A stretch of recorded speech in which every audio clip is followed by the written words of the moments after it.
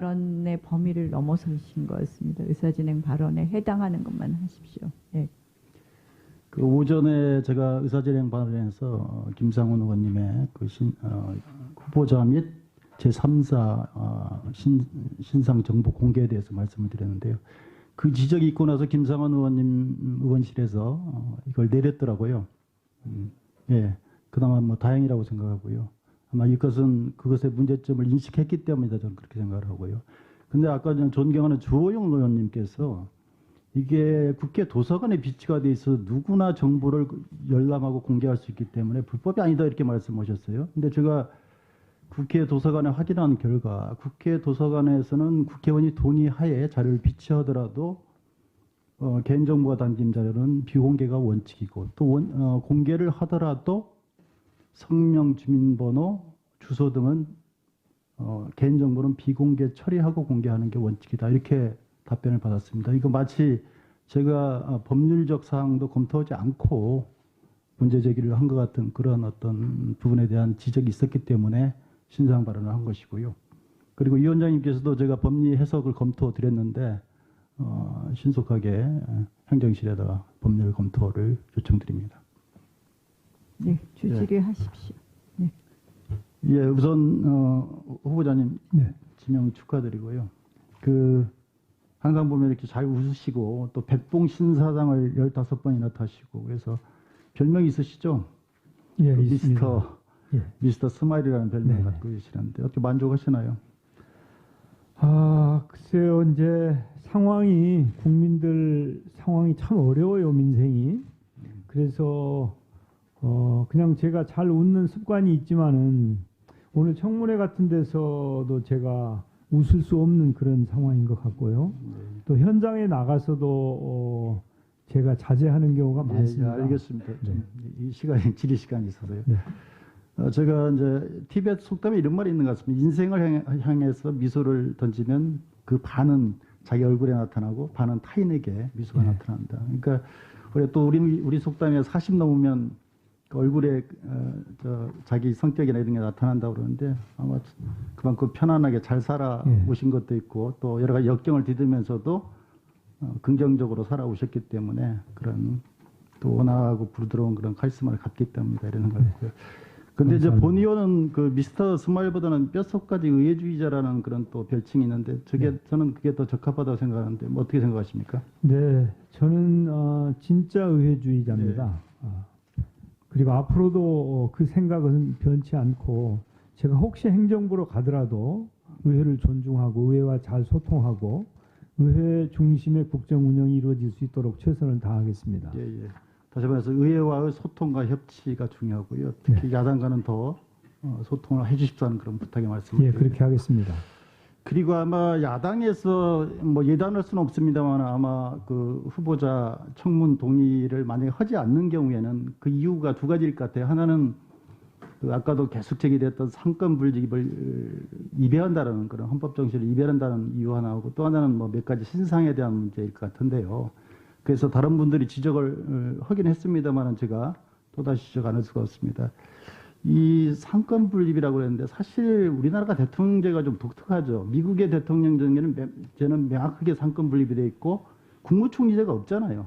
부통령이 그렇습니다. 있고 예. 국무장관이 있죠. 근데 우리나라는 독특하게 대통령제를 가지면서도 의원이 국무위원을 같이 할 수 있는 의원 내각제적 요소가 가미되어 있잖아요. 그러니까 그렇습니다. 예. 이 헌법 정신이 뭔지 저는 잘 모르겠어요. 그리고 일단은 어쨌든 간에 국회의장을 지낸 분이 국무총리를 가는 게 헌법이나 법률의 입에는 아니잖아요. 그죠? 그렇습니다. 그리고 그 초기의 헌법 정신. 제가 이제 이 정치사를 보니까 이 초기에는 우리나라가 대통령 문제보다는 의원 내각제를 하려고 했던 것 같아요. 근데 그렇습니다. 예. 이승만 대통령이 본인이 대통령을 하시면서 강력하게 권한을 갖는 걸로 바뀌면서 그게 전통적으로 국무총리가 계속 남게 되었다 이런 얘기들이 있는데 뭐 그렇습니까? 원래 이제 헌법을 기초할 때 유진호 박사께서 내각제 헌법을 만들었는데 그 헌법이 국회에 통과되기 전에 이승만 박사께서 문제 제기를 하셔서 그 헌법을 짧은 시간에 대통령제로 바꾼 것으로 저는 알고 있습니다. 그렇기 때문에 원래 내각제로 기초를 해서 우리 헌법이 내각적인 제적인 요소를 가지고 있는데 이제 대통령제가 돼버린 것이죠. 예, 제가 시간이 없으니까요. 근데 보면 그 윌리엄 하워드 태프트라고 미국 27대 대통령인데 이건 상당히 독특한 분입니다. 그러니까 미국은 우리보다 훨씬 엄격한 상권 분립인데 이분이 그 27대 대통령을 마치고 퇴임하고 나서 후임 대통령인 하딩 대통령께서 이 대법원장 지명합니다.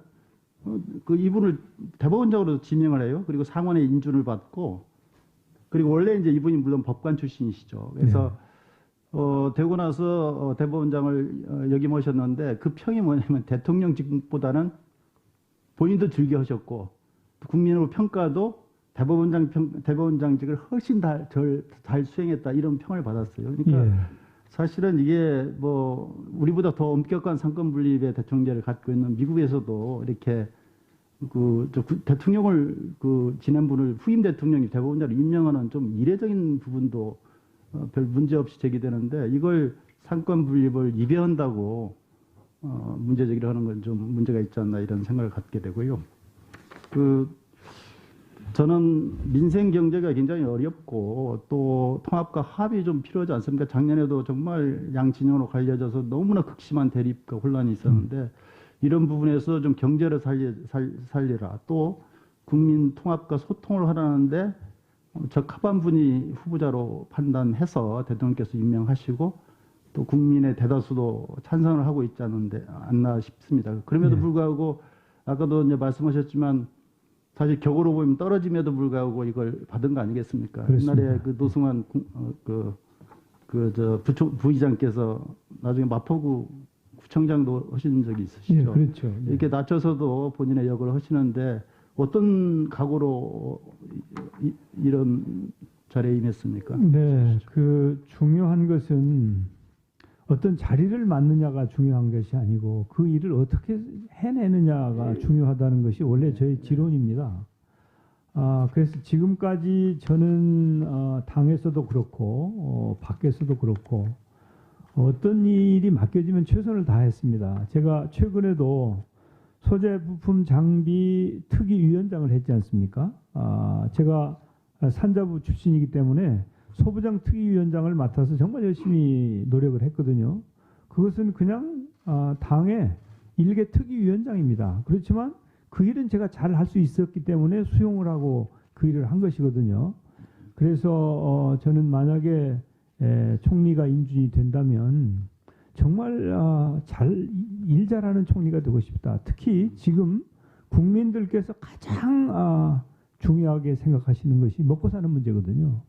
조금이라도 국민들이 먹고 사는데 도움이 될 수 있는 일, 그리고 아마 우리 국회도 지금 여야가 너무 치열하게 경쟁을 하고 있어서 좀 걱정이 많습니다만은 우리 밖에도 광화문에서 서초동에서 여의도에서 주말마다 시민들께서 나와서 의사표시를 하고 있지 않습니까?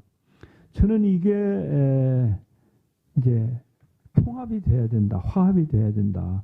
그래야 우리가 앞으로 나갈 수 있다고 생각을 합니다. 그런 차원에서 저는 경제총리, 통합총리라고 하는 두 마리 토끼를 쫓는 그런 총리가 돼야 되겠다고 하는 결심을 굳게 하고 조금 모양이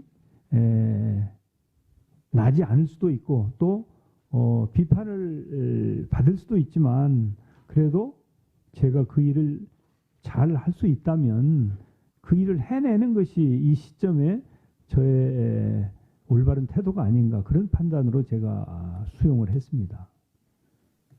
네, 수고하셨습니다.